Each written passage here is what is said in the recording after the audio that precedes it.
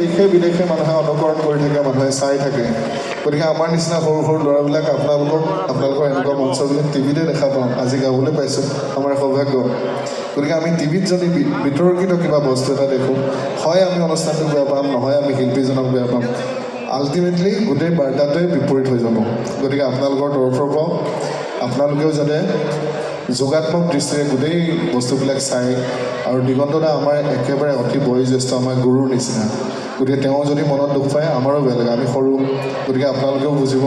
আৰু ইমান ধুনীয়া অনুষ্ঠানটো আপোনালোকে গঢ় দি তুলিছে, মই নিজে আচৰিত হৈ গৈছোঁ কি কি ঘটনা হৈ যাব পাৰে মানুহৰ।